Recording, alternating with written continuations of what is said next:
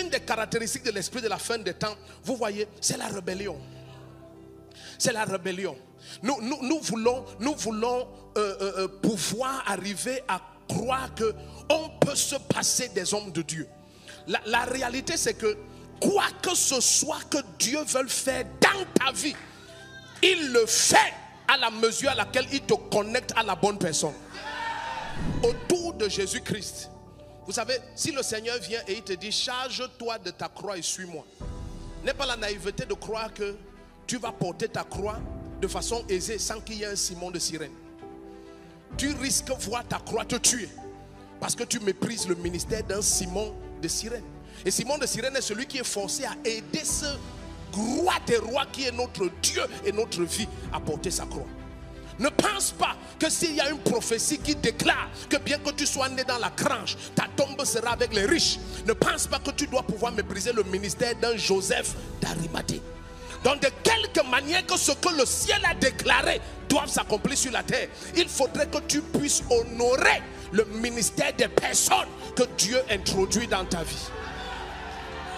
Et une des grandes souffrances que cette génération a, c'est qu'elle méprise énormément ce que Dieu est en train de faire. Vous voyez, lorsque vous avez, suivez bien, lorsque vous avez développé à l'extrême une mauvaise semence de cette fin de temps, qui est la rébellion, qui est l'orgueil, qui est cette pensée d'autosuffisance, alors tu as toujours l'impression que moi aussi Dieu doit se révéler à moi. Mais Dieu va te poser la question de savoir pourquoi est-ce que je dois encore me révéler à toi? Parce que maintenant je veux plutôt faire avec toi les choses que les yeux n'ont pas vues. Je crois que le Seigneur t'a préparé pour quelque chose d'extraordinaire. Je pense que tu es conscient que tu es fait pour les choses que les yeux n'ont pas encore vues, les oreilles n'ont pas encore entendu, le cœur de l'homme n'a pas encore médité. Mais aussi extraordinaire que soit ce que Dieu va faire avec toi, c'est en acceptant la révélation et l'onction qu'il a donné à des vases qu'il a établis devant toi. Tu vois, Jésus n'a pas craint de nous dire que celui qui croira en moi, Jean 14 verset 12, fera lui aussi les mêmes œuvres et de plus grandes.